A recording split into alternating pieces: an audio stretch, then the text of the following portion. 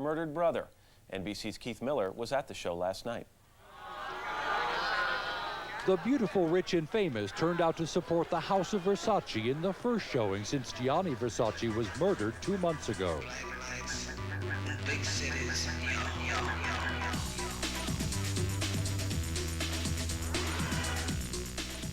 It appeared to be a triumph over tragedy.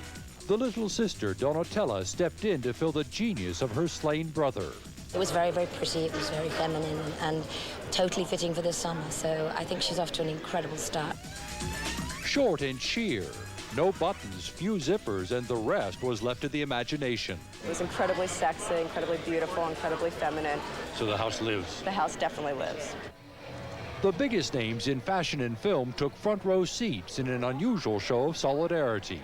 This was a public wake set to the sound of techno music and the sights of fashion's future. It's about fashion and to the next step of the Versace style, and that is the most important thing. And those seeking the bottom line were looking beyond dress length to possible commercial success. Versace is a billion-dollar fashion empire, now without its founder. But this show managed to turn Gianni Versace's legacy into a reality. It seemed to me the show could be summed up in 3 words: hot, hot, hot. Hot, hot, hot, sexy, modern, and glamorous, and pro-Hollywood.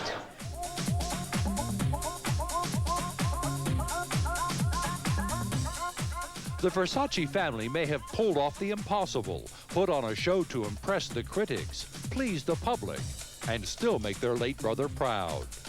For today, Keith Miller, NBC News, Milan.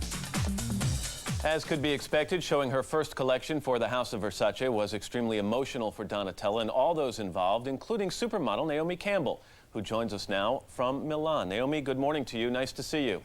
Good morning. Before we talk about the actual designs, the clothing that you modeled last night, can you give me a sense of the mood of the show? Very feminine, very flowing, tailored, sexy, elegant. Just everything that Donatella loves, and a continuity from the show in July, which was the pinstripes and everything and the checks. How about the atmosphere, Naomi, backstage before the show began? Was there more pressure than usual? Was there more excitement, more sadness? How would you describe it? It was more quiet than usual, and usually Johnny would go around and get us all like, get ready, and the first show, because we did 3 shows, I think everyone just cried, and then after they cried on the first show, the second and third was great, because we were like, okay, now we have to be like how he would really want us to be, and everything has to continue to work in his way, so. I know you were so close to Johnny, but you're also close to Donatella. Did you have a chance to talk to her before the show? She was really nervous, and I mean, she's just been she's an extremely